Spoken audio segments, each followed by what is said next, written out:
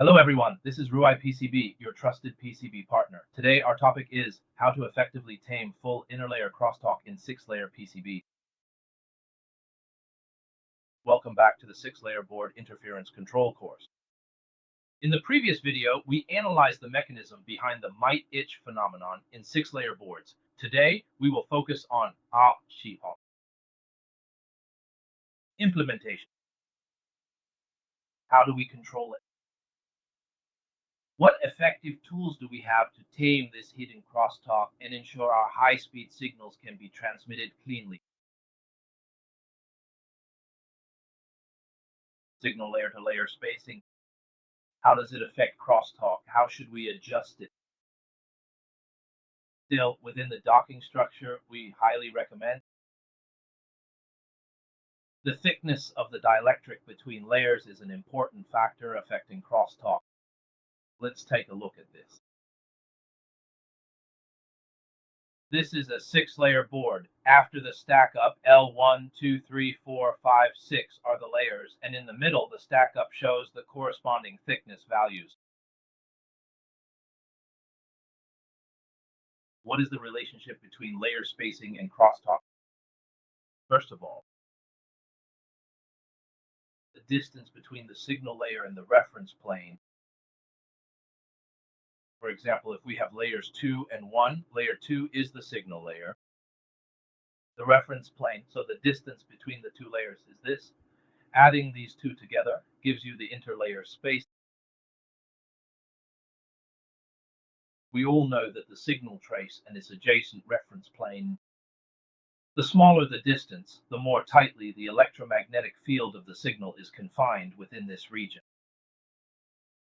The less energy is leaked to the outside. Therefore, the dielectric thickness between the signal layer and its directly referenced plane should be minimized, as this not only helps with impedance control, but also reduces crosstalk. So the thinner this thickness, the better.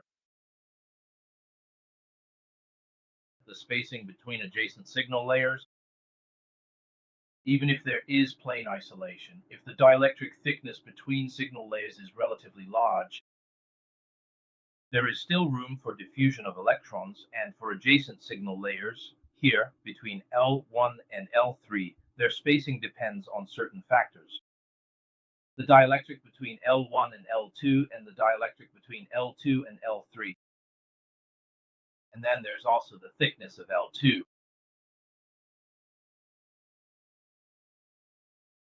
So how do we adjust the spacing in a 6-layer board?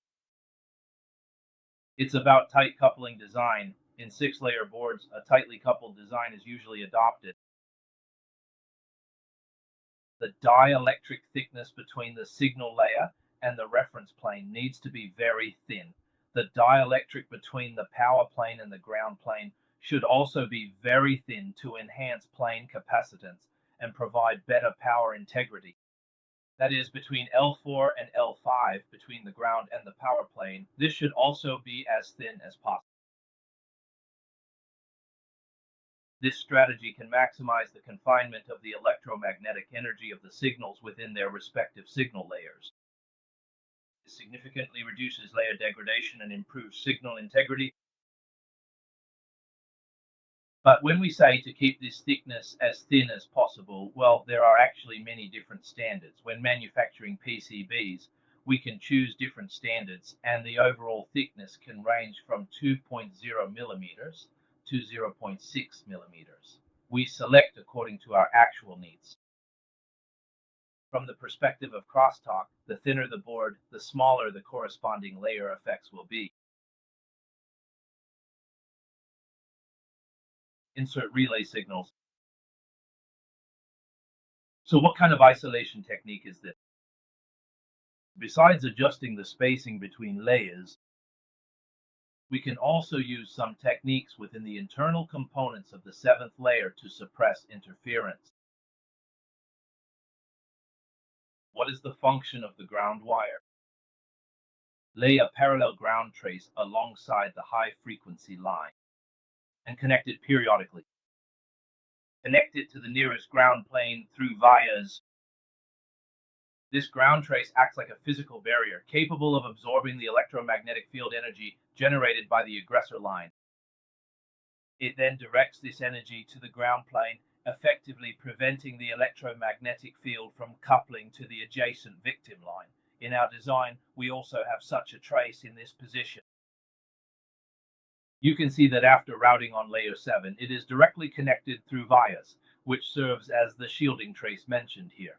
On these two signal lines, you can see that grounding vias are placed at both electrical and physical intervals to shield against external interference and prevent it from interfering with the outside.